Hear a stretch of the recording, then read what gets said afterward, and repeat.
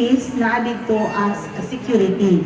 Okay, ang pagkandak sa road clearing operations by barangay officials is a lawful exercise of their duty. Part siya sa administrative. Tapos laruan po na ko, no need na o court order pag barangay clearing operations and then barangay road po itong gi-clearingan. Kaya nagiging mo na blockage.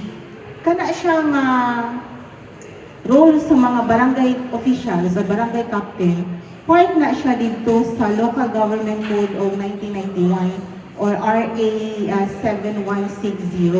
And then, i-enforce po siya sa DILG Issuance Memorandum Circular number 2020-027.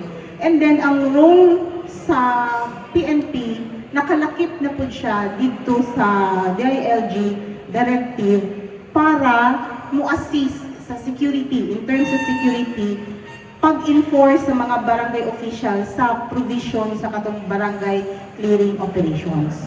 So, no need na, pati ko nakuhan, di ba, nagasingit-singit man ito, asa ng court order, asa ng court order, no need na sa court order, kaya nakalakip na siya sa ilahang functions as barangay officials pag barangay clearing operations diya sa mga blockages sa road. And then, kadtong nag-viral na gisipa ang portahan kay during manggod sa pag-implement sa road clearing, ni-resist jud no ang katong mga individuals nga naa dito. So kung namang resistance, role na po na siya sa police na i-subdue po sila para ma-implement sa barangay ang road clearing. Kaya supposed to be ang barangay road para to maagian sa tanan. Dili pwede nga na ay blockage. Kay part man to sa kanagaling regular na agianan sa mga tao dito. And kami as police na dito security, since nag-resist sila, gidakop na nato sila for resistance and disobedience. Karon nadakpan na itong duha ka lalaki na kauban, pero nakadagan tong babae, isulod sa iyahang balay. So, part siya sa hot pursuit operation na gibukod na mo. Pag abot sa balay, isulod siya siyang kwarto, niingon man siya nga, sige sir, mag-ilis lang sa ako. So, gi-allow na ito nga mag-ilis siya. Pero dugay kayo siya ni gawas, so nalagay siya ni gawas. So, nag-instruct na ang Provincial Director, Police Colonel Silagan, na i-forcibly open na ang door para makuha na siya, mahuman na ang maong operation.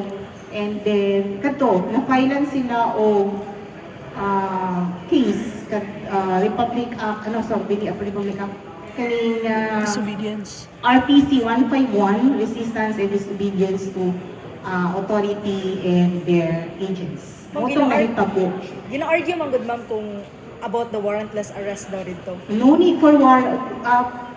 No need na ang warrant of arrest. Kaya going man, muna siya sa isa sa mga warrantless arrest. On the act. Oo. Na witness sa police nga on the act na ay violation. Pwede din naman sila po. Okay, so the residents, ma'am, the residents blocked the area because of the ongoing mining operation. Is it correct, ma'am? May mining operation dito, pero wala sila right. Di naman sila authority na i-block ang road. Kung naman galing sila yung reklamo, ipaagi nila sa proper authority or sa court. Baka ron, dili sila pwede mo block sa road.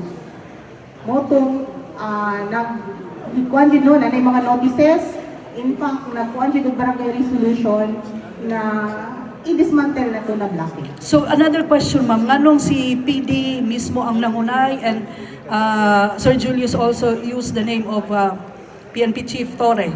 Nagisugo ko ni General Torre diri.